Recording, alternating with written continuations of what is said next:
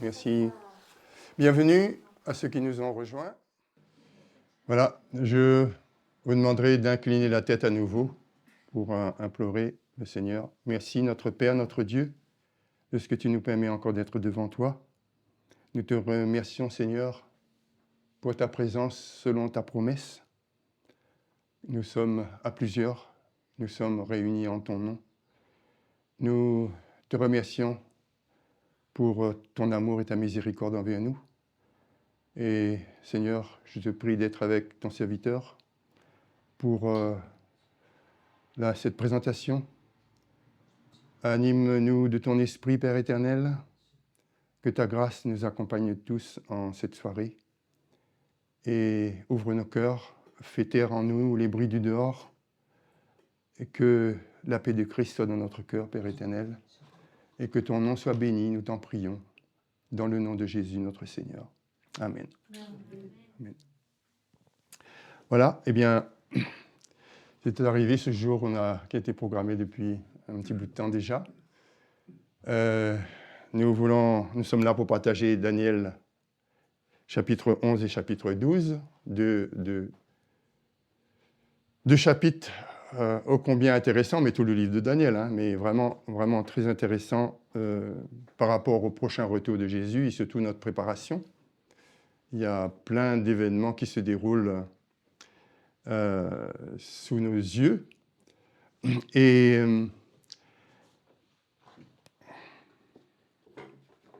voilà, donc j'espère, je prie le Seigneur que ce ne soit pas du temps perdu que nous faisons en faisant ce séminaire, parce que nous avons appris beaucoup de choses et nous voulons partager avec vous, parce qu'il y a des événements qui se déroulent sous nos yeux et que nous ne verrons pas si nous ne sommes pas justement attentionnés et si nous n'avons pas entendu, écouté ce que nous vous proposons donc de partager avec vous. Parce que Ellen G. White nous dit que ça allait être très important pour nous d'étudier Daniel et Apocalypse pour la fin des temps. Et avec Joël, nous avons assisté dans le Gard en 2012 à des séminaires sur Daniel et Apocalypse. Mais ce que je tiens à dire, c'est que c'était avec des grands professeurs, des doctorats en théologie, en médecine, qui nous ont présenté Daniel et Apocalypse. Et donc, avec un nombre conséquent de séances de présentation. C'était sur plusieurs mois, tout l'été 2012. Et nous avons pris des cahiers, plein de notes. Nous avons acheté des cassettes, 20 € la cassette par série de 3 ou de 4, je ne me rappelle plus, sur Daniel Apocalypse. Et je ne voudrais pas avoir l'esprit de dire que je suis en train de médire, mais pour vous dire que il faut aller au Seigneur. Parce que nous avons appris dans ces présentations que Daniel, chapitre 11, versets 40-45, je ne vais pas tous les lire, mais ça sera présenté par les frères au fur et à mesure, et par moi-même au fur et à mesure dans les séances. Mais il est parlé du roi du Nord et du roi du Sud. Et bien, c'était pour apprendre tout ça que le roi du Nord, c'était la papauté. Et vous verrez qu'avec les présentations que nous allons faire, avec frère Angelo et frère Marlin, et moi-même, eh bien, il ne s'agit pas du tout de la papauté, mais de toute autre chose, mais vous allez découvrir au fur et à mesure. Pour apprendre qu'en Daniel 11, verset 36, le roi fera ce qu'il voudra. J'ai encore dans ma tête quand il disait ça. Dans Daniel 11, 36, le roi fera ce qu'il voudra. Eh bien, c'était la papauté, c'était le pape. Pour apprendre que dans Daniel 11, verset 42, il étendra sa main sur les pays et le pays d'Égypte n'échappera point, ce sera repris par mes frères, ce que ça faisait allusion à la chute du communisme et des murs de Berlin. Vous verrez que dans les présentations que vous allez entendre, il n'est pas question de ça du tout, parce que ça, c'est faux, en fait, ce qu'on a appris. Pour apprendre qu'en Daniel 11, 44, des nouvelles de l'Orient et du Nord viendront troubler le roi du Nord, qui, en parenthèse, serait la papauté, et bien que pour eux, ça correspondait aux nouvelles du retour de Jésus. Et vous verrez que dans les présentations que nous allons faire, il ne s'agit absolument pas de ça du tout. Ça sera développé. Donc, c'est pour vous dire que ça n'aura rien à voir avec l'enseignement que nous avons reçu, justement par des grands qui ont fait des grands séminaires et puis qui ont beaucoup d'études et de diplômes.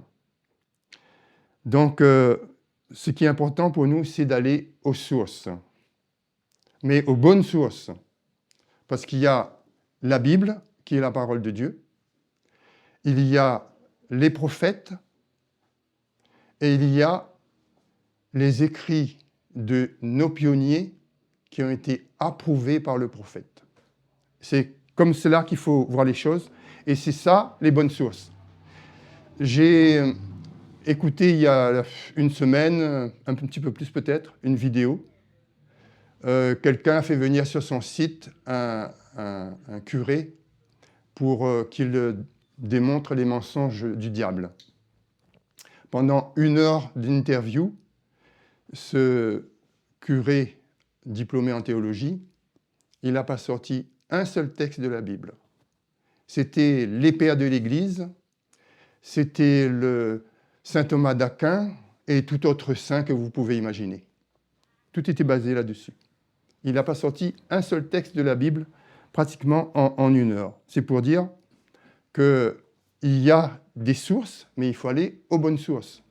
Parce que tout le temps que nous allons partir, comme dit Jérémie, aux citernes crevassées, eh bien, on sera mal alimenté. On ne pourra pas étancher sa soif. Donc, il faut aller aux bonnes sources. Et avant de rentrer vraiment dans le sujet, je ne vais pas développer, peut-être même sans prendre la Bible, faire un petit tracé, parce que je vais reprendre dans une autre présentation en plus développée. Mais c'est pour dire que nous allons utiliser pendant ce séminaire la Bible, donc, qui est la parole de Dieu. Nous allons prendre les écrits d'Ellen G. White, que nous appelons faussement esprit de prophétie, mais ça, je vais revenir dessus la semaine prochaine. Et puis, nous allons prendre les écrits des pionniers qui ont été approuvés par le prophète que le Seigneur nous a donné pour notre temps, donc pour aujourd'hui. Et sans rentrer dans les détails, donc, parce que ça va prendre trop de temps, on remonte au bon roi Josias. Je ne sais pas si ça vous dit quelque chose. Josias, il accède au trône de Juda, du royaume de Juda. Il a 8 ans.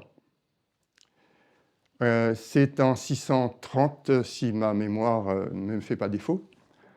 Et donc, il n'a que 8 ans, donc il est sûrement régenté jusqu'à ses 18 ans, etc. Et quand il a 18 ans, eh bien, il décide de mettre de l'ordre en Israël. Une petite parenthèse, c'est que après la mort de Salomon, 3e roi d'Israël, il y a eu Saül, David et Salomon, le fils de David. Après la mort de Salomon, tout le royaume d'Israël a été scindé en 2. Il y a eu un schisme. Le royaume du nord avec 10 tribus, avec Jéroboam comme premier roi d'Israël, puisque le nord va s'appeler le royaume d'Israël, et le royaume du sud avec la tribu de Juda et de Benjamin. Et donc, c'est de ce royaume-là qu'il est question avec Josias. C'est le royaume du sud. Ils avaient l'avantage, c'était d'avoir Jérusalem, bien sûr la ville, mais surtout le temple, donc de gros avantages. Mais Josias, donc, accède, il a 8 ans. Josias a 18 ans, prend les choses en main et il décide de mettre de l'ordre dans la maison de Dieu. Et puis, il envoie entre guillemets, ses subalternes, quoi. Il y a Shaphan, le secrétaire, il y a le sacrificateur, il y a l'un, il y a l'autre. C'est dans 2 Rois, chapitre 22. On peut lire le verset 13 et 14, peut-être juste au moins ce texte-là, de Rois 22. Pour ne pas perdre trop de temps, je le lis. Versets 12 à 14.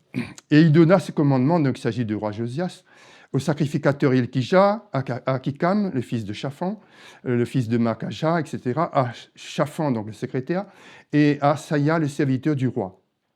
Verset 13, il dit « Allez consulter l'Éternel pour moi, et je vais y revenir, pour le peuple et pour tout Juda, touchant les paroles de ce livre qui a été trouvé. Car la colère d'Éternel qui s'est allumée contre nous est grande, parce que nos pères n'ont pas obéi aux paroles de ce livre pour faire tout ce qui nous est prescrit. » Et alors, pourquoi leur père entraînait donc la colère de Dieu? Parce que justement, le père de Josias, c'était Amon. Amon a régné pendant 2 ans sur le royaume de Juda. Et pendant 2 ans, au chapitre 21, il a fait que ce qui était mal aux yeux de l'Éternel. Et son grand-père, Manassé, qui a régné 55 ans sur le royaume de Juda, il a fait que ce qui était mal aux yeux de l'Éternel. Et il faut remonter donc à son arrière-grand-père, qui était Ézéchias, que vous connaissez mieux sûrement, qui était un roi qui avait fait ce qui était bien aux yeux de l'Éternel. Celui qui était atteint d'un cancer, en fait, hein, le ulcère malin, etc. Il fallait mettre la masse de figue pour qu'il soit guéri. Voilà, donc Josias prend conscience, il fait le nécessaire. Allez-y.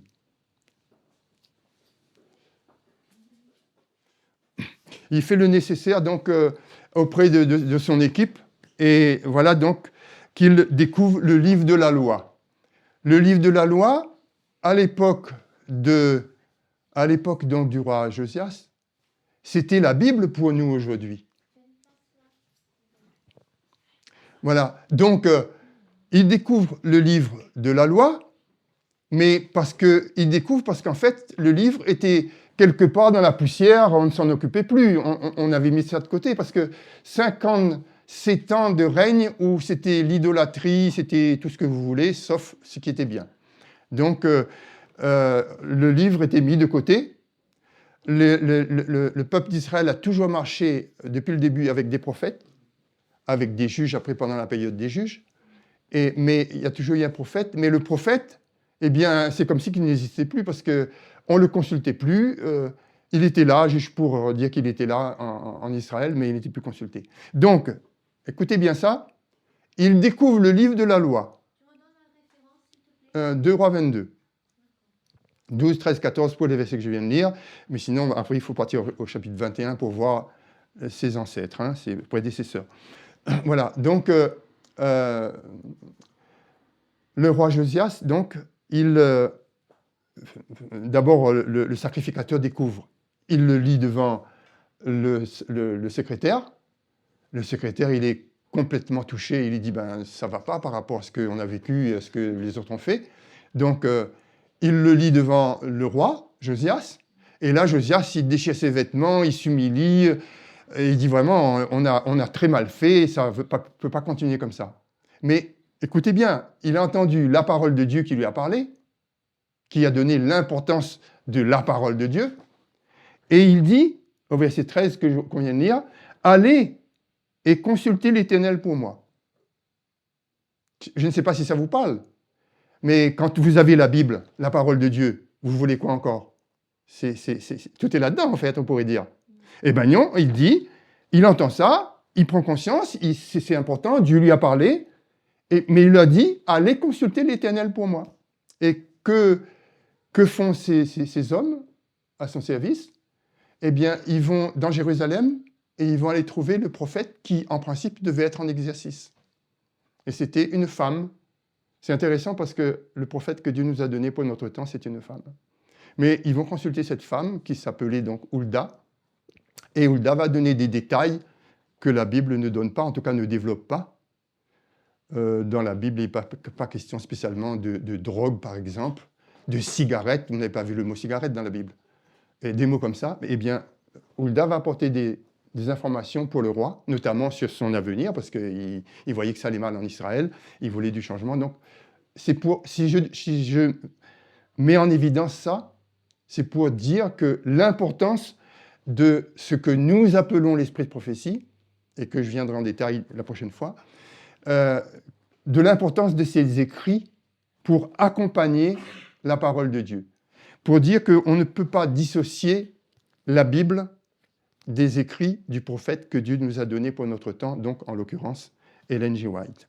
Je voulais donc mettre l'accent là-dessus parce que nous allons utiliser les uns et les autres donc, pendant le temps que nous allons faire ces présentations, la Bible et aussi les textes donc, se référant à Ellen G. White et aux pionniers qui ont été approuvés par ce prophète.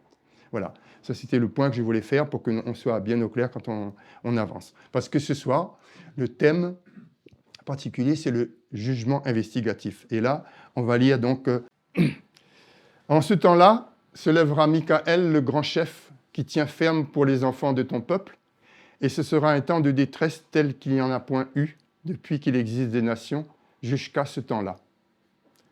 En ce temps-là. C'est quand ça, en ce temps-là? Il n'y a pas de date. Il n'y a aucune date. C'est en ce temps-là. Et c'est là où c'est important d'être présent parce que vous allez apprendre, comme nous avons appris, qu'il y a des événements qui se passent et que si on n'a pas étudié ça, eh bien, on aura nos yeux fixés ailleurs en regardant ça et ça et ça, pour ne pas citer la papauté, les États-Unis, Trump, etc. Et des événements vont passer sous nos yeux et on va passer à côté. Donc c'est important pour nous de comprendre en ce temps-là, c'est quoi. Dans Premiers Écrits, je n'ai pas la technique pour présenter tout ça, mais ce sera mieux fait avec Angelo et Marlin. Mais Premiers Écrits, page 75, il faut que je vous lise ça quand même, parce qu'on ne fait pas toujours attention, et il faut que je lise ça. Premiers Écrits, page 75, il est dit, depuis 1844, on n'a plus eu besoin d'accepter de date, et on ne devra plus en fixer. Donc je pense que si on ne peut pas dissocier la parole du prophète de la Bible, eh bien, on a compris que jusqu'à 1844, on a des dates, mais après, il ne faut pas dire que ce sera en 2027 qu'il va se passer telle chose, que ce sera en septembre 2030 qu'il va y avoir autre chose. Ça, il ne nous est pas donné de le faire d'après la parole du Seigneur. Donc, avant 1844, des dates. Après 1844, pas de date. Et avec Daniel 8, 14, vous connaissez tous ce verset, je pense. Daniel 8, 14. Oui, Raymond, on connaît ce verset. 2300 soirs et matins, puis le sanctuaire sera purifié. Donc, le prophète Daniel ne sait pas quand. Hein. On lui dit 2300 soirs et matins, l'ange lui dit, mais il ne sait pas quand, il n'a pas de date. Et quelque part, on pourrait dire ça ne le concernait pas, parce qu'avant de mourir, l'ange vient trouver Daniel pour lui dire, toi, scelle le livre. Et puis, tu vas partir, d'autres s'en occuperont quelque part. Donc, voilà. En tout cas, lui, il sait que ces paroles qu'il a écrites, qu'il n'a pas saisies lui-même, eh bien, ce sera décellé. Et Daniel 12, au verset 9, dit que ce sera scellé, mais au verset 10, il est dit, les méchants ne comprendront pas, mais les intelligents comprendront. Donc, les intelligents, ce n'est pas ceux qui ont une intelligence avec un QI très élevé, hein. C'est ceux qui ont l'intelligence du Seigneur, de se tourner vers la parole de Dieu, vers les écrits, vers la source, pour pouvoir étudier et arriver à saisir. Donc, ce qui est intéressant, c'est que les intelligents vont comprendre. Et quand on prend les 2300 soirs et matins, nous arrivons à 1844, on n'a pas les dates tout de suite, mais en tout cas, vous avez 1844 là-dessus, peut-être qu'on va venir avec la date après, hein. Ça va venir? Voilà. Donc, les 2300 soirs et matins, on arrive à 1844. Je vais y venir après encore pour voir où ça commence et pourquoi. Mais il y a aussi une date qui est importante, qui est avant 1844, c'est 1798. Qu'est-ce qui s'est passé en 1798? Je ne sais pas si c'est clair pour tout le monde, mais il se passe des événements importants en 1798. C'est la fin de la domination papale. Je ne sais pas si vous vous rappelez bien, il y a les 1260 jours, années. Eh bien, les 1260 années se termine en 1798. Déjà, ça c'est un événement important. C'est la fin de la domination papale. OK? Et les 1260 années correspondent aux 42 mois, correspondent à un temps, 2 temps et la moitié d'un temps. OK? Je ne sais pas s'il faut que je redise quelque chose, mais le un temps concerne un an, qui pour le calendrier hébraïque, c'est 360 jours, donc ça fait 360 années. Et si vous prenez un temps plus 2 temps, donc 2 fois 360, plus la moitié d'un temps, donc 180, et vous additionnez ça, 360 plus 360 plus 360 plus 180, vous avez 1260. Et nous avons les 1260 années qui aboutissent à 1798. Donc ça, c'est une date importante à retenir. Et comme en 538, si tu peux passer dessus, 538, voilà. En 538, donc, l'empereur Justinien Ier, il cède tous les pouvoirs de la Rome païenne au pape Vigile. Tous ces pouvoirs, il les transmet en fait au pape. C'est le déclin de la Rome païenne et c'est la Rome papale donc, qui prend le pouvoir. Ça donne du pouvoir avec 538. Donc il donne ces pouvoirs-là et si on fait partir de 538 et qu'on rajoute les 1260 années, eh bien on a 1798, la date qu'on a vue tout à l'heure, voilà. Mais les 538, vous ajoutez les 1260, si vous pouvez noter, vous notez, mais en tout cas, nous arrivons à 1798. Et 1798, en fait, eh bien, c'est le début de la fin des temps. Moi, je me rappelle, on a appris, c'était à partir de 1844. Non, c'est à partir de 1798 que commence donc la fin des temps. Voilà. En 1798, il y a encore autre chose qui se passe, en plus de la fin de la domination papale. C'est le début du temps de la fin, c'est ce que j'ai dit. Mais il se passe aussi quelque chose de très important en 1798, c'est que l'armée française donc, de Napoléon, avec le général Berthier, ils vont aller arrêter le pape au Vatican, le prendre et le faire prisonnier, l'emmener en France, à Valence. Donc, en février 1798. Et il va mourir l'année suivante, en 1799, au mois d'août.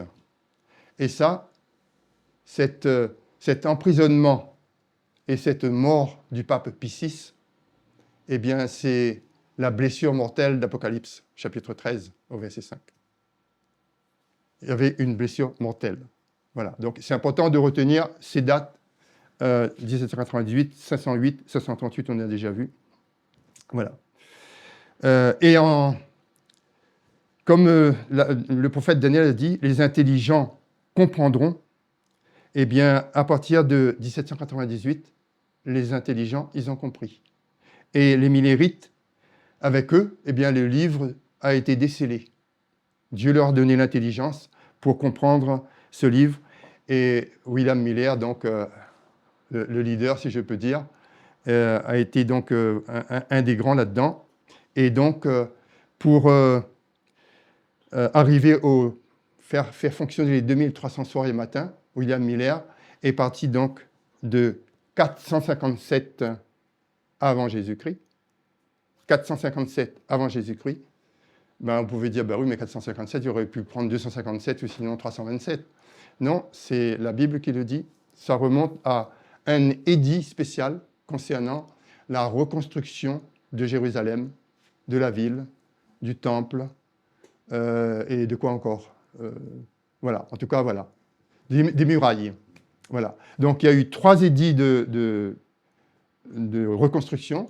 Il y a eu un premier édit avec le roi Cyrus, Esdras, chapitre 1.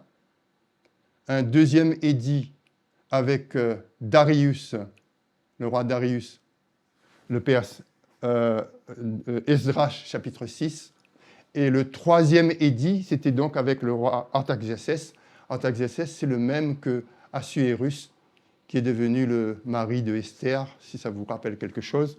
Donc, c'est le même roi. Donc, c'est avec cet édit, c'est quand il sort cet édit que, ah, ben oui, c'est la reconstruction complète, donc le temple, la ville, enfin, les murailles, etc. Donc, Miller a fait démarrer donc ses 2300 soirs et matins de 457. Et si vous ajoutez à moins 457 2300 années, eh bien, vous arrivez à 1844. OK? Je ne sais pas si j'ai été assez clair, mais... Et 1844, précisément en automne 1844, et particulièrement le 22 octobre 1844, comme vous connaissez la date. Hein. Voilà.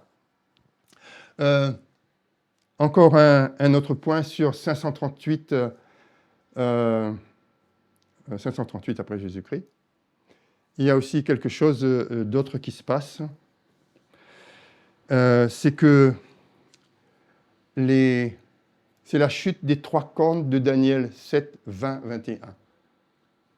C'est qu'il y avait des tribus barbares. Et il restait 3 dernières tribus. Les Vandales, les Ostrogoths et les Hérules. Ces 3 tribus étaient des tribus, je dirais, anti-trinitaires, si ça vous dit quelque chose. Et comme ils étaient anti-trinitaires, eh bien, c'était intéressant parce qu'ils combattaient contre le système papal.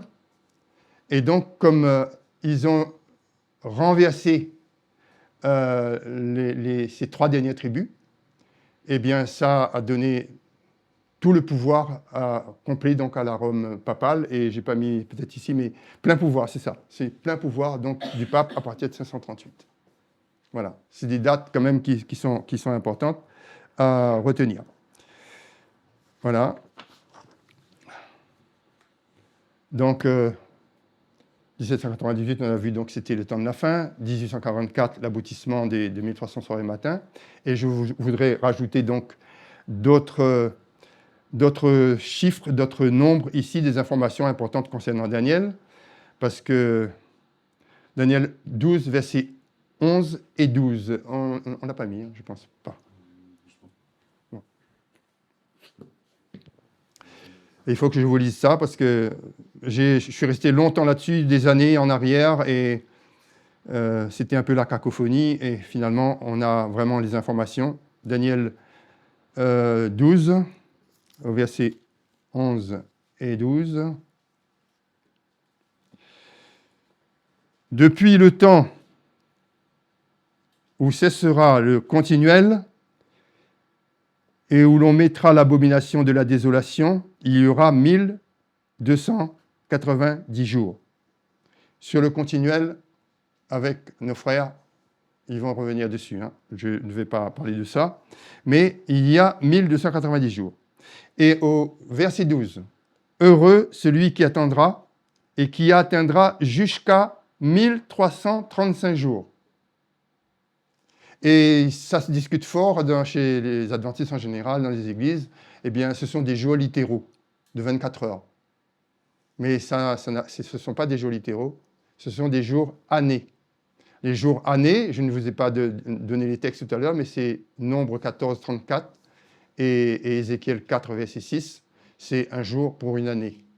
Donc, nous trouvons. Et à ce moment-là, quand vous prenez 508 et que vous rajoutez 1290 jours, ce qu'on a vu tout à l'heure, si on reprend l'année 508, il faut se rappeler, hein, c'est que 508. 508, je ne l'ai peut-être pas dit. 508, il y a aussi quelque chose d'important que je ne vous ai pas dit.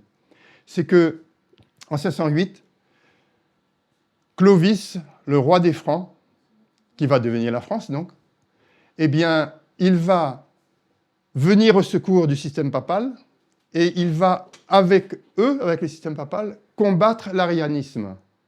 L'arianisme, c'est une théorie, donc selon Arius, hein, qui disait que Jésus a été créé par Dieu.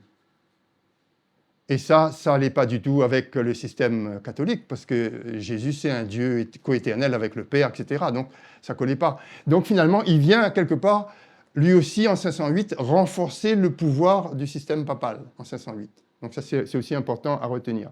Voilà. Donc, il renforce voilà, le pouvoir du pape. Ça, c'est aussi c'est important à voir. Donc, ce qu'il faut voir, c'est que 508, vous rajoutez les 1290 années et vous arrivez à 1798. Et si vous prenez 538, les 508 toujours, et vous rajoutez, parce que le texte dit « Heureux celui qui atteindra jusqu'à 1335 jours ». Et on peut dire, 1335 jours, ça ne correspond pas à grand-chose. Non, c'est heureux ce qui arrivera à 1335 ans de plus que 508. 508 plus 1335, il arrivera à 1844. Et pourquoi est-ce qu'il sera heureux? Parce que ce 1844, ce 22 octobre, c'est un jour tout à fait particulier. C'est le jour où Jésus passe du lieu saint au lieu très saint du sanctuaire céleste pour continuer donc son œuvre médiatrice et surtout le jugement investigatif dont c'est le thème de ce soir que nous allons voir dans un instant. Voilà, donc c'est très important aussi à voir ça. Passage de Jésus, souverain sacrificateur, donc du lieu saint au lieu très saint pour la purification du sanctuaire. Et là, je complète avec ça, c'est que pour confirmer ça, nous avons la vision de Hiram Edson, un pionnier du temps d'Ellen White. Après le 22 octobre, le 23 octobre, donc le lendemain, c'est la catastrophe. Les gens sont en pleurs, c'est la tristesse. Jésus devait revenir, il n'est pas revenu. Il passe seulement aux États-Unis, parce qu'ailleurs, il y avait d'autres par-ci, par-là dans le monde, des groupes qui ont étudié en même temps que William Miller, mais aux États-Unis, il passe de 50 000 à 50. C'est ce qu'on appelle le reste, c'est le criblage, le tri, donc ils deviennent 50 les 50 000. Donc, c'est la grande tristesse, et Hiram Edson, il marche dans un champ de maïs, voilà, il prie le Seigneur, parce qu'il faisait partie du groupe des 50, et là, il a une vision, en marchant, il a une vision, et il voit le ciel, et il voit Jésus passer du lieu saint au lieu très saint du sanctuaire céleste. Et cette vision de Hiram Edson sera confirmée par une vision d'Ellen White 3 ans plus tard, en 1847, en avril, où elle voit, cette fois-ci dans sa vision, je ne vais pas tout lire, mais vous pouvez consulter, mais où elle voit Jésus déjà dans le lieu très saint en train d'officier, et donc pour cette œuvre finale d'expiation. Donc c'est ça aussi, c'est important de... Alors c'est vraiment important de comprendre Daniel 11, Daniel 12, parce que...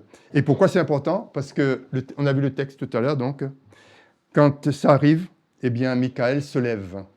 Michael, donc, c'est Jésus. Et quand il se lève, ça veut dire quoi?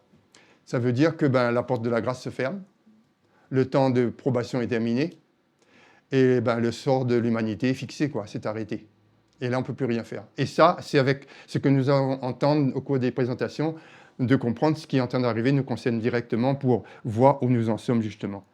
Et là, eh bien, à partir de là, nous prenons donc le jugement investigatif dans le thème de ce soir. Et c'est important parce que Jésus avait confié à Saul de Tarse, qui n'était pas encore apôtre Paul, la mission justement de terminer, de continuer en fait son œuvre sur la terre, parce que lui, il est mort, ressuscité, il est monté au ciel. Il fallait quelqu'un pour continuer l'œuvre. Et donc, acte 9, verset 15. Je lis ça avec vous.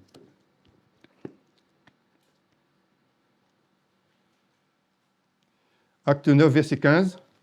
Je le lis pour ne pas perdre de temps si je trouve avant vous. Si vous trouvez avant, vous pouvez lire. Et voilà, nous sommes au verset 15. Et il dit, le Seigneur dit à chemin de Damas, avec Saul, va, non, c'était avec Corneille, va, car cet homme est un instrument que j'ai choisi. Jésus a choisi Saul, qui n'était pas encore l'apôtre Paul, pour porter mon nom devant les gentils, les païens, devant les rois, toutes les représentations, et devant les enfants d'Israël. Donc, c'est Paul, donc, que Jésus va prendre pour continuer son œuvre, continuer sa mission. En fait, Paul, il représente Jésus dans le ministère de Jésus, de Christ, donc, qui parle à son Église maintenant, jusqu'à nous. Et il va parler d'abord aux Juifs de son temps, mais à travers ces Juifs, eh bien, il nous parle à nous directement. Et c'est intéressant ce qu'il va nous dire dans 2 Corinthiens 5 au verset 10. 2 Corinthiens 5 au verset 10. Je pense que pour les dates, on a vu, mais tu peux laisser peut-être ça là. Oui, tu laisseras ça là. 2 Corinthiens 5 au verset 10, qu'est-ce qu'il nous dit l'apôtre Paul? Voilà. Le temps que je le trouve. Car il nous faut tous comparaître devant le tribunal de Christ, afin que chacun reçoive selon le bien ou le mal qu'il aura fait, étant en son corps. Afin que chacun, c'est bien précisé, hein?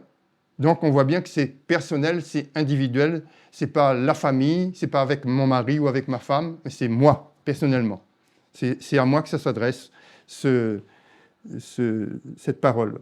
Voilà. Donc nous passerons tous devant le tribunal de Christ. Tous nous passerons en jugement. Et comparaison n'est pas raison, comme on dit, mais c'est intéressant de voir un petit peu ce qui se passe dans le monde pour que nous arrivions à mieux saisir ce qui se passe, ce qui va se passer, ou ce qui est en train de se passer, ce qui va se passer avec le ciel. C'est que si vous prenez pour bien comprendre un tribunal, une cour d'assises, eh bien, en général, il y a une cour d'assises, c'est un peu particulier, mais bon, il y a en principe, il y a 3 juges, un président parmi les 3, et puis les 2, c'est des assesseurs. Après, il y a tous les assesseurs, hein. Il y a le greffe, il y a les secrétaires, tout le monde. Et puis, il y a bien sûr l'accusé, il y a avec son avocat, il y a la partie adverse avec son avocat. Et puis, vous avez tout le déroulé de la procédure judiciaire avec les jurés. Et là, je ferme presque la parenthèse parce que les jurés, on apprend maintenant que finalement, c'est presque du pipeau parce que tout est calculé d'avance. C'est un peu du cinéma, entre guillemets, mais on ne va pas passer là-dessus, puisque avec Jésus, les jurés, c'est autre chose, hein, ça n'a rien à voir. Mais voilà, donc avec la procédure, il y a les rapports des enquêteurs, des gendarmes, etc. On passe tout ça au peigne, et puis il y a les plaidoiries d'un côté comme de l'autre, etc. Et puis après, il y a ce qu'on appelle l'arrêté, quoi, les décisions. Il y a un verdict qui va être prononcé. Bon, c'est le délibéré, en fait, ça s'appelle. Le délibéré, il peut venir assez rapidement en fonction de la lourdeur du dossier, de la complexité, etc. Donc, ça peut prendre un mois, voire plus. Passons. Mais c'est pour comprendre un petit peu. Et ce qui est important, c'est que dans un tribunal du monde, eh bien, la norme, c'est la loi du pays. Eh bien, avec le ciel, on va voir que c'est pareil. Il y a une norme parfaite. Eh bien, c'est la loi de Dieu. Voilà. Toujours. L'apôtre Jacques nous dit quelque chose d'intéressant aussi dans Jacques chapitre 2, versets 10 et 12. Je voudrais partager ça aussi avec vous. Jacques chapitre 2 et les versets 10 et 12, qui nous dit: car quiconque aura observé toute la loi, s'il vient à pécher dans un seul point, devient coupable de tous. En effet, celui qui a dit « tu ne commettras point d'adultère » a dit aussi « tu ne tueras point ». Or, si tu ne commets point d'adultère, mais que tu tues, tu es transgresseur de la loi. Ainsi, parlez et agissez comme devant être jugés par la loi de la liberté. Intéressant ce que nous dit l'apôtre Jacques, intéressant pour nous encourager. Voilà. Et le psalmiste nous en dit autant dans le psaume 14 au verset 15. Vous connaissez Ecclésiaste 12 au verset 1. « Jeune homme, réjouis-toi dans ta jeunesse, fais tout ce que tu as envie de faire, mais sache que tu seras appelé en jugement. » Donc nous passerons tous en jugement. Et le prophète Daniel, qu'est-ce qu'il en dit en fait, puisque nous sommes là pour étudier Daniel? Eh bien, Daniel est dans la première année du règne de Belshazzar, qui avait donc succédé à Nabuchodonosor Ier, donc avant lui. Il est dans la première année, sur le royaume de Babylone, et là, il a des visions. Et il a cette vision particulière qui se trouve, il voit une scène dans Daniel 9 au verset 7. Daniel 9 au verset 7. Je crois que je vais laisser là ma Bible. Alors, nous retournons dans Daniel 9 au verset 7. Et on y est.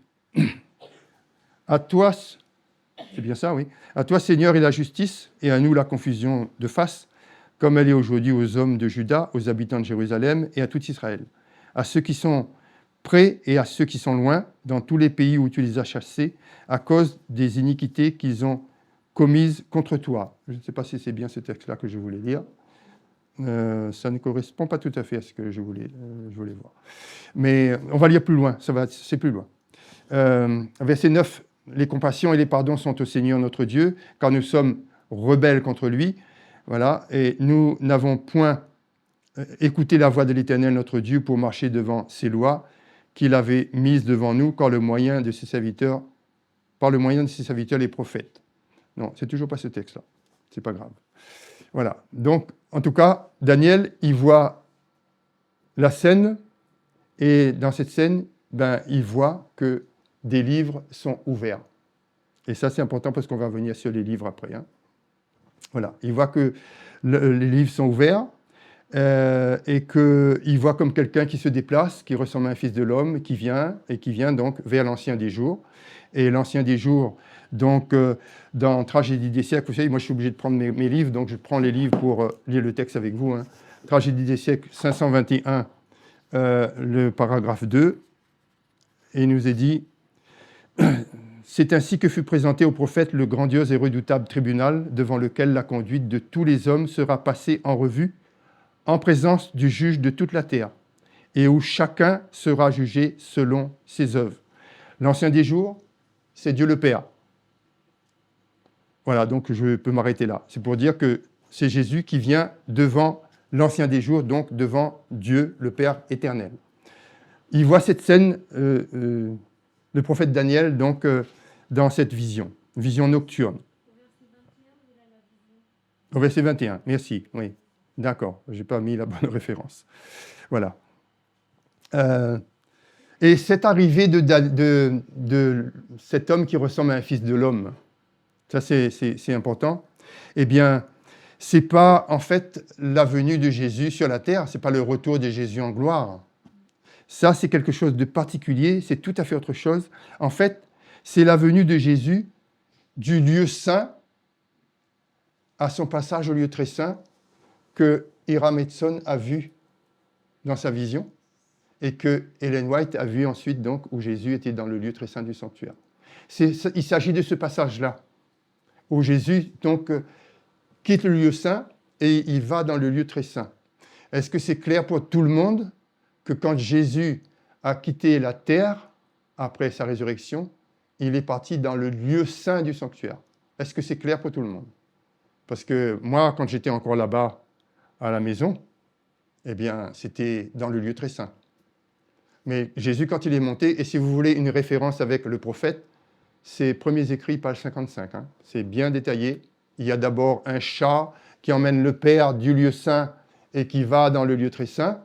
Et à sa suite, un autre chat prend Jésus et il l'emmène dans le lieu très saint. Et c'est de cette rencontre de Jésus qui sort du lieu saint, qui rejoint le Père dans le lieu très saint, dont il est fait mention et que le prophète voit comme quelqu'un qui ressemble à un fils de l'homme. C'est ça qu'il est question. Ce n'est pas de sa venue sur la terre, comme je l'ai compris. Je ne sais pas si vous avez compris comme ça, vous, quand vous étiez encore de l'autre côté. Voilà. Voilà, donc, je peux même vous lire ça, parce que je ne vais pas signer encore le temps. Oui. Page 522 de Tragédie des siècles. Voilà, le paragraphe 1, c'est important que je lise ça. Voilà, c'est ça. Je regardais, dit le prophète, pendant que l'on plaçait des trônes, et l'Ancien des jours s'assit, donc Dieu le Père. Son vêtement était blanc comme la neige, et les cheveux de sa tête étaient comme de la laine pure. Son trône était comme des flammes de feu, et les roues comme un feu ardent. Un fleuve de feu coulait et sortait de devant lui. 1000 milliers le servaient, et 10 000 millions se tenaient en sa présence. Les juges s'assirent, comme on a vu tout à l'heure, et les livres furent ouverts. Ça, c'était important que je le relise Donc les livres furent ouverts. Voilà. Donc, soyons bien clairs, Jésus sort de la terre, il monte, il rejoint le Père dans le lieu saint du sanctuaire. Il reste jusqu'en 1844, et ce n'est qu'en 1844 que le Père et le Fils quittent le lieu saint et vont dans le lieu très saint. Ok? C'est clair pour tout le monde? Voilà, c'est en 1844 que ça se produit. Hein? Voilà. Et c'est intéressant parce que Jésus arrive dans le lieu très saint du sanctuaire, 1844, et qu'est-ce qu'il y a devant lui? Dans le lieu très saint? Qu'est-ce qu'il y a dans le lieu très saint? Il y a l'arche. Qu'est-ce qu'il y a dans l'arche? Les tables de la loi, la Vierge d'Aaron qui a fleuri, donné des fruits en une nuit, et la manne dans un vase. 3 éléments importants qui se trouvent dans l'Arche de l'Alliance. C'est intéressant parce que Jésus, il arrive dans le lieu très saint, il se trouve en présence des 10 commandements, les tables de la loi, les 10 commandements. Et sur la terre, qu'est-ce qui se passe? C'est 1844. Hein? Eh bien, c'est 1844.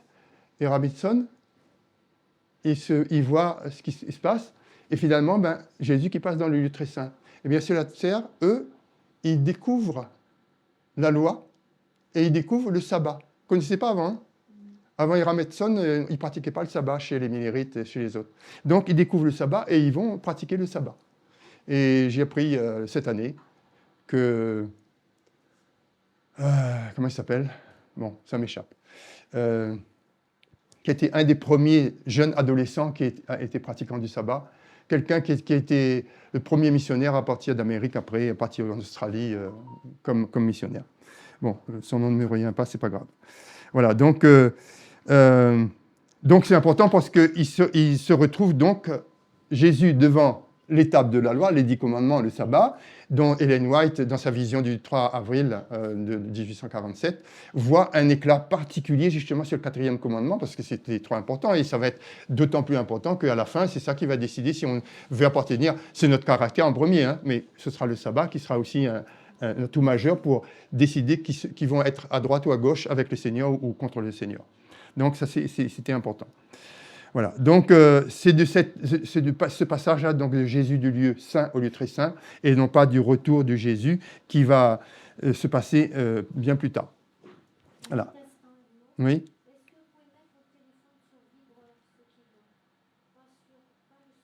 Ah, d'accord. Ok. Merci. Voilà. Maintenant, c'est le jugement investigatif, depuis 1844, qui commence. Jésus s'occupe de ça. Qui est concerné par ça? Eh bien, pour ça, il faut remonter dans le rituel typique avec les Israélites. Hein. Et page 522, Tragédie des siècles, paragraphe 2, je l'ai lu tout à l'heure, donc je vais le retrouver facilement. Page 522, paragraphe 2, voilà ce que je vous lis. Dans le rituel typique, ceux-là seuls qui s'étaient confessés et dont les péchés avaient été transférés dans le sanctuaire par le sang des victimes, bénéficiaient des bienfaits du jour des expiations. Ceux-là seuls. De même, au grand jour de l'expiation définitive et de l'instruction du jugement, les seuls cas pris en considération sont ceux des croyants. Donc le jugement, c'est pour les croyants. C'est pas, le monde, c'est autre chose. Hein. Ça viendra après ça. Mais ça, c'est pour les croyants.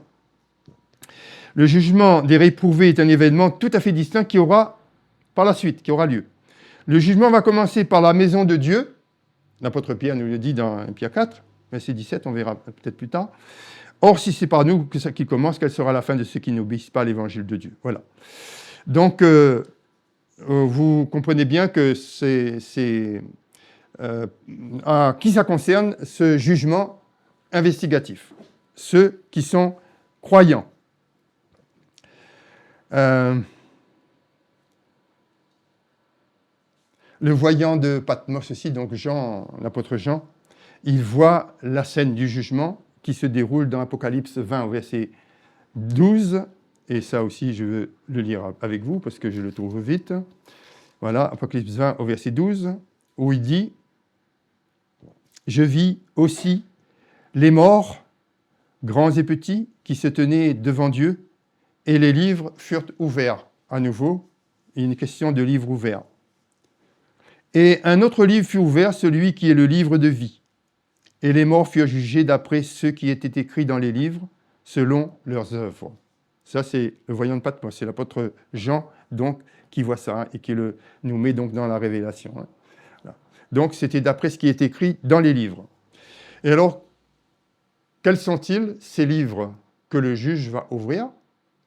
On se rappelle un petit peu juste de l'idée du tribunal, d'une cour d'assises. Eh bien, on va ouvrir des livres. Quels sont ces livres? Eh bien, Apocalypse 3, verset 5, je vais prendre le texte là aussi. Apocalypse 3, verset 5. « Celui qui vaincra sera vêtu de vêtements blancs, et je n'effacerai point son nom du livre de vie, et je confesserai son nom devant mon Père et devant ses anges. » Donc, il est question d'un livre de vie. Premier livre, donc, c'est le livre de vie. C'est quoi ce livre de vie? Eh bien, ce livre de vie, c'est que ça concerne, les croyants d'abord, on l'a déjà dit. Je n'ai pas lu le texte pour vous dire que ça commençait par les morts et ça finissait par les vivants. Hein. Depuis 1844, le jugement concerne les vivants.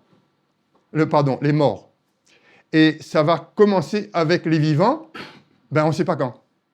Et c'est pour ça qu'il nous faut être vigilants, en éveil, et pas nous laisser entraîner par tout ce que nous pouvons entendre et suivre, même sur YouTube. Hein.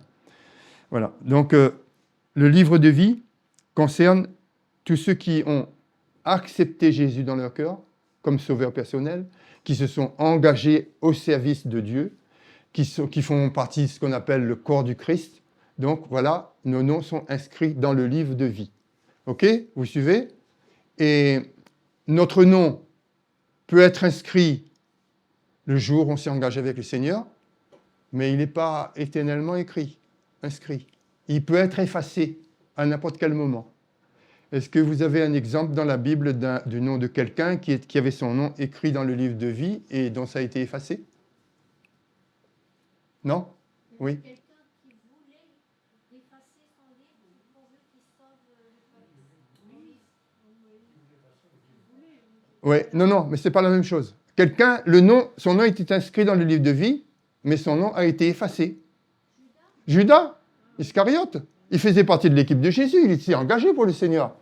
Et puis, patatrac, ça a été décidé. Il y a quelqu'un d'autre, hein? Le roi Saül, oui. Il faisait partie il a été choisi par Dieu, selon le désir du peuple, etc. Il appartenait au Seigneur. Mais à un moment donné, il dit à Samuel, arrête de pleurer sur Saül, son cas est déjà réglé, c'est bon.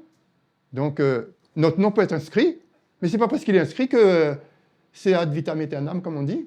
Il y a un moment donné, si on n'est pas vigilant, si on ne fait pas attention, il peut être effacé. Donc ça, c'est le livre de vie. Deuxième livre donc, que le juge va utiliser pour le jugement, des morts comme pour les vivants. Hein.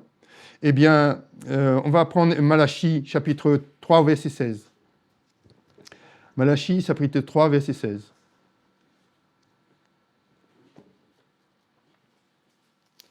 Hop. Et on y est. Voilà. Alors, ceux qui craignent l'Éternel se sont parlé l'un à l'autre, et l'Éternel fut attentif, et il écouta, et un mémoire fut écrit devant lui pour ceux qui craignent l'Éternel et qui pensent à son nom.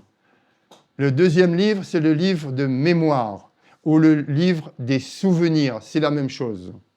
Livre de mémoire ou livre des souvenirs. C'est le deuxième livre. Qu'est-ce qu'il y a dans ce livre des souvenirs? Eh bien, comme ce sont des gens engagés pour le Seigneur, ils font des bonnes œuvres, des bonnes actions, ils luttent contre le mal, contre la tentation, ils remportent des victoires. Mais tout ça, c'est inscrit dans le livre de mémoire ou le livre des souvenirs. C'est inscrit intégralement, c'est inscrit fidèlement, c'est soigneusement inscrit par l'ange dans le ciel. Tous les actes de bonté qu'on aura faits, eh bien, sont inscrits dans ce livre de mémoire ou livre de souvenirs. Avec notre ange gardien. Aussi, avec notre ange gardien. On peut rajouter ça si tu veux. Mais voilà. Donc,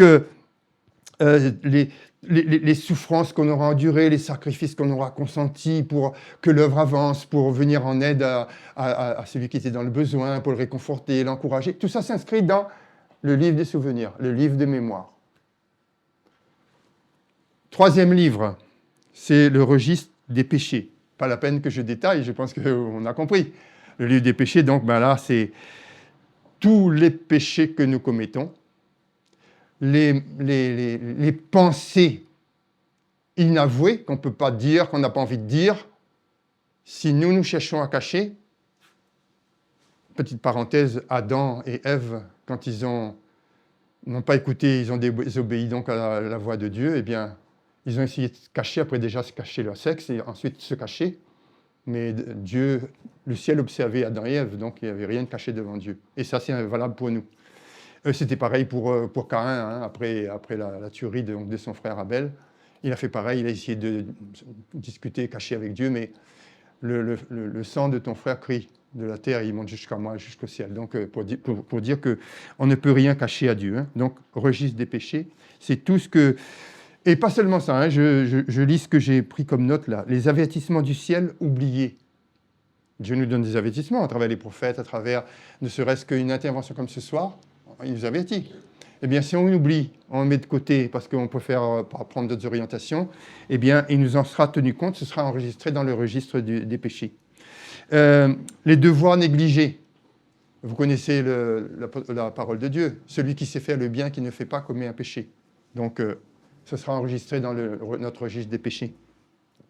Tous les moments perdus, les occasions non utilisées, les mauvaises influences qu'on aura exercées, etc. Donc tout ça, c'est enregistré dans le livre des péchés. Et fidèlement enregistré. Hein. Donc il y a un autre livre qui va venir, on ne va pas venir dessus, mais ça s'appelle le livre de mort. Ça va concerner après pendant le millénium, c'est autre chose. On va voir ça. Si vous voulez une référence, c'est dans Premiers Écrits, page 52 et au paragraphe 2. Voilà. Mais lors du jugement, donc du vôtre et du mien, quand ça va se passer, on ne sait pas quand, eh bien, chaque nom donc est appelé, le dossier est examiné comme dans la cour d'assises. On prend toutes les investigations, toutes les enquêtes, etc. Donc, c'est pareil, ce sera examiné avec ces trois livres-là. Livre de vie, livre de souvenirs ou de mémoire et registre des péchés. Ce sera vérifié comme ça. Et quand un dossier indique des péchés qui ne sont pas confessés, donc pas pardonnés, eh bien, le nom de la personne est radié du livre de vie. Donc, vous voyez, ce n'est pas éternel. Hein. Il est radié du livre de vie.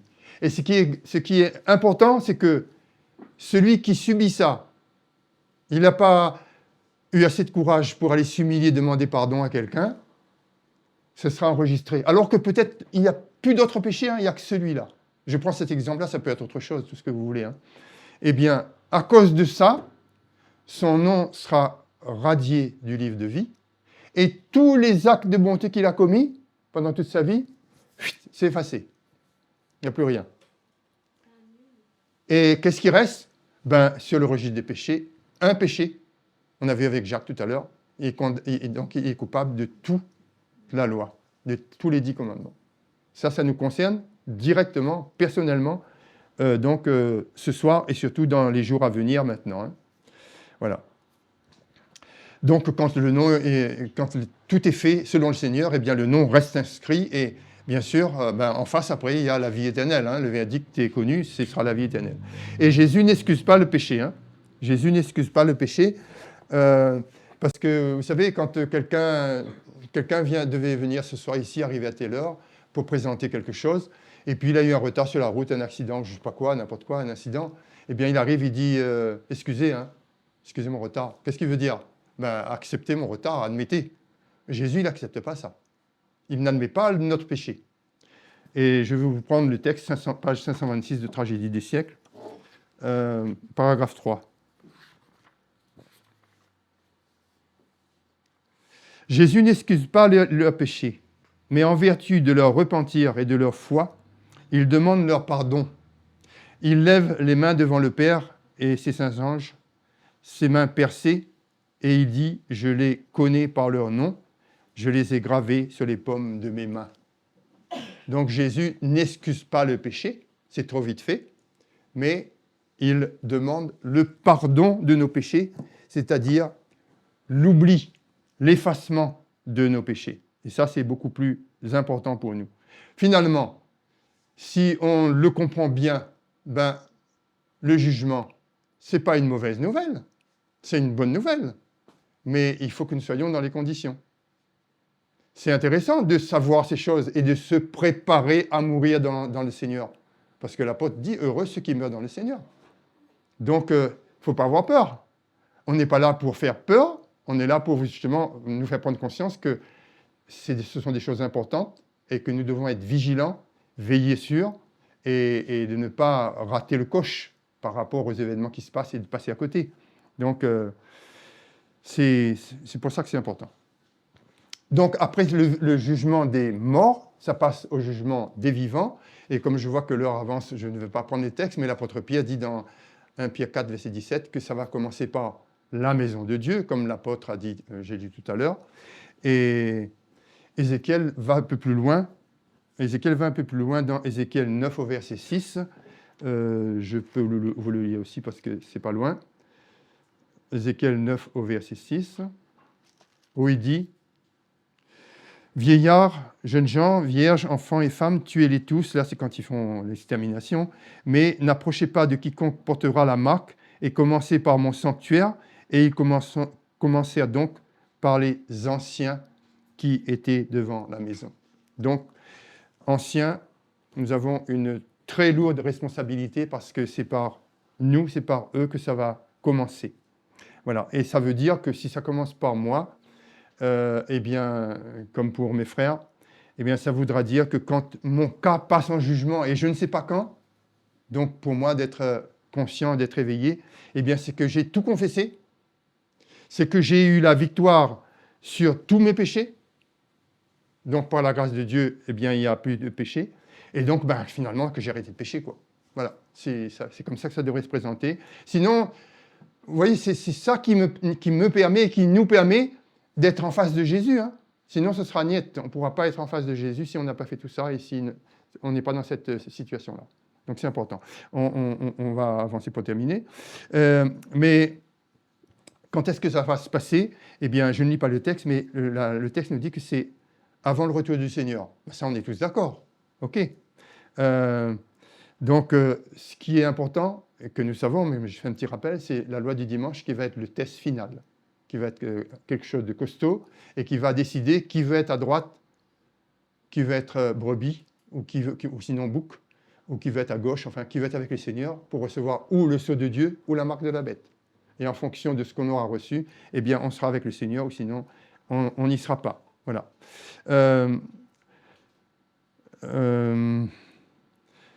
Le texte de Acte 3, verset 19, quand même, c'est important.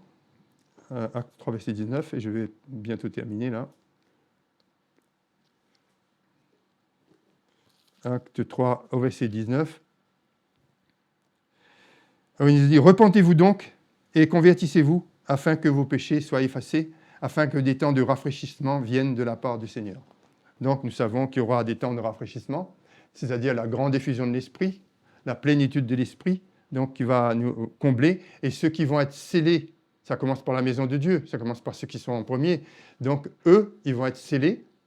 Tous ceux qui vont être scellés, ils vont propager le message du grand cri, donc le message du troisième ange qui va devenir le message du quatrième ange. Donc, ils vont prêcher Apocalypse 18, verset 4. Pour faire sortir de toutes les églises différentes déchues, pour qu'ils viennent se joindre au reste. Et là, c'est pareil, comme je n'ai pas le temps de lire, je ne lis pas, mais premiers écrits, page 261, eh bien, le texte est bien écrit. Tous ceux qui vont sortir des différentes églises, y compris de l'église catholique, vont se joindre au reste, donc qui aura été scellé en premier. Et si vous suivez bien, on ne nous a pas appris ça non plus à l'église, le scellement se fait en 2 temps. Premier temps pour ceux qui seront scellés parmi ceux qui ont reçu le dépôt, la parole de Dieu, donc nous, adventistes du 7e jour. Et après, il y aura le scellement de ceux qui viendront se joindre à ce reste-là. OK ? Ça suit? Donc, et à ce moment-là, ça va former l'ensemble, les 144 000, etc. Hein, voilà. Et donc, si vous suivez bien la logique, si le jugement se fait en 2 temps, eh bien, l'effacement des péchés n'a pas de date, mais ça se fera aussi en 2 temps.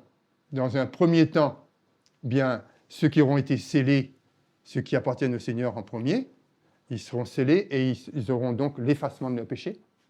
Et dans le deuxième temps, ceux qui vont se joindre, eh bien, eux aussi, ils vont être scellés et ils vont recevoir donc l'effacement de leurs péchés. OK? Voilà. Donc, je termine avec donc reprise de Daniel 12, verset 1.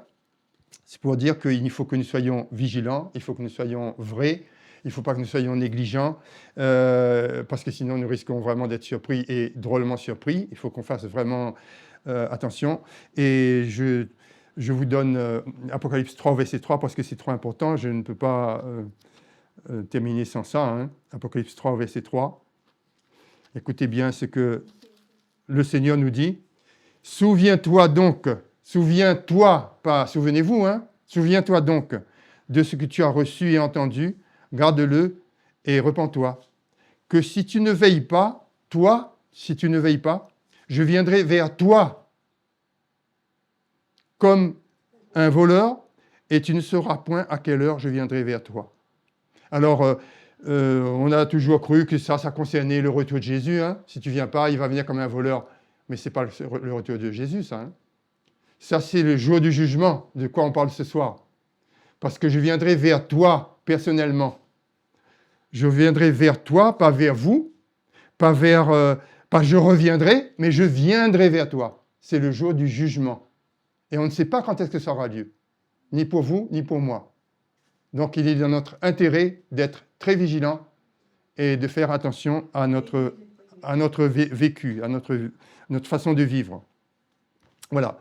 Parce que ça, c'est pas le retour de Jésus, comme on nous l'a appris, mais c'est le jour du jugement. Qu'on ne soit pas surpris. Parce que on ne sera pas surpris comme un voleur quand Jésus va revenir, puisque Apocalypse 1, verset 7 dit « Tout œil le verra ». Ça ne concerne pas ça. Ça concerne la rencontre du Seigneur avec nous pour notre jugement. Jésus avec moi et Jésus avec chacun. Ça, c'est important que l'on voit bien, hein, avant que Jésus sorte du lieu très saint et qu'il dise « c'en est fait ». Et après, ben, vous savez, hein, il y a les plaies qui tombent, etc. Mais ça concerne vraiment, vraiment le jour du jugement me concernant. Et donc, vous concernant les uns et les autres. Je ne m'étends pas plus parce que j'aurais voulu terminer à 20h30. Et donc, Marc 13, verset 34 à 37, c'est pareil. On nous a toujours enseigné que ça concernait le retour de Jésus. Mais ça ne concerne pas du tout le retour de Jésus, ça concerne la rencontre du jugement de Jésus avec nous.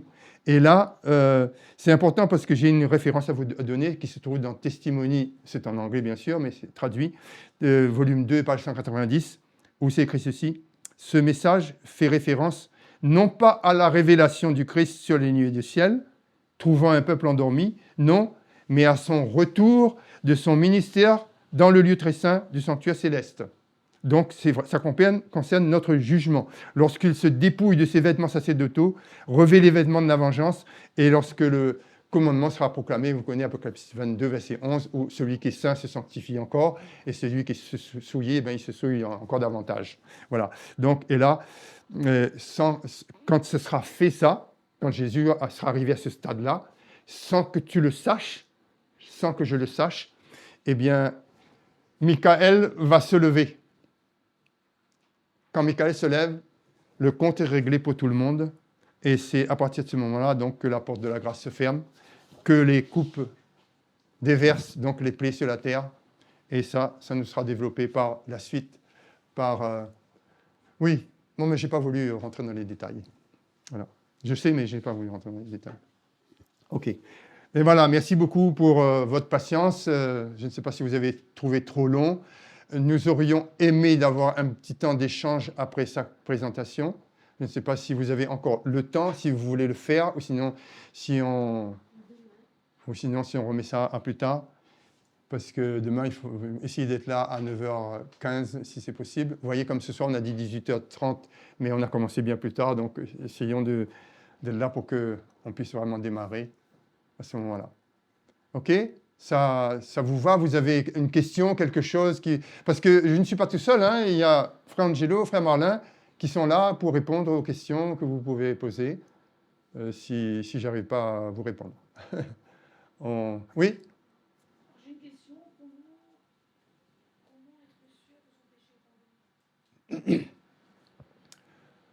Comment être sûr que son péché est pardonné?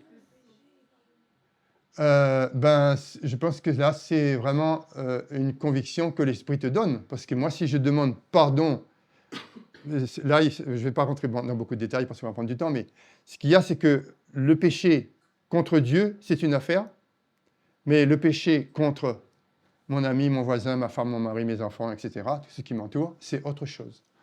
Et des fois, on dit, ben voilà, je demande au Seigneur pardon. Mais avec la personne, on n'a pas réglé le problème. Donc, si on a réglé le problème avec la personne, avec Dieu, ben, on ne peut qu'avoir la conviction que l'Esprit nous dit que ben, c'est OK, c'est bon. Seulement, c'est vrai que dans ce qu'on a étudié, c'est que même quand la porte de la grâce sera fermée, même quand les plaies vont tomber, ceux qui seront scellés, qui auront proclamé le grand cri, ils vont encore se dire, est-ce que j'ai vraiment tout confessé? Est-ce que j'ai rien oublié? Mais l'ange du Seigneur sera là et nous accompagnera et il y aura une conviction à un moment donné avec des événements. On va voir les événements au fur et à mesure. Hein. Voilà. Et ces événements nous montreront que ben, c'est OK, c'est bon, il n'y a pas de souci. Voilà.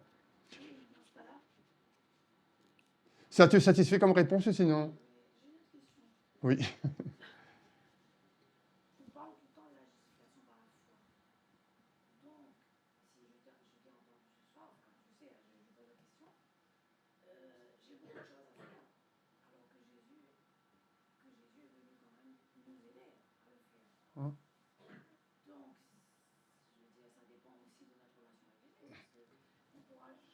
Tout à fait.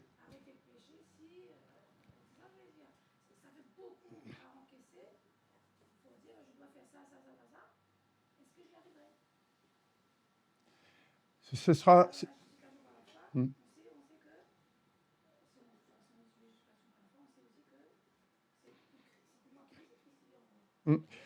On a vu le message de justification par la foi ensemble. Tu es venu aux réunions.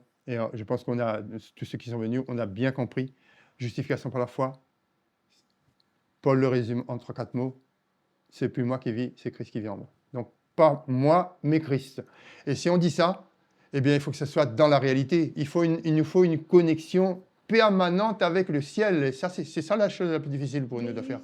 Avec tous les problèmes, les enfants, la famille, et ceci, cela, on déconnecte vite. Mais dès qu'on est déconnecté, il faut se rappeler tout de suite, je veux dire. C'est pour ça que je dis qu'il faut être très vigilant.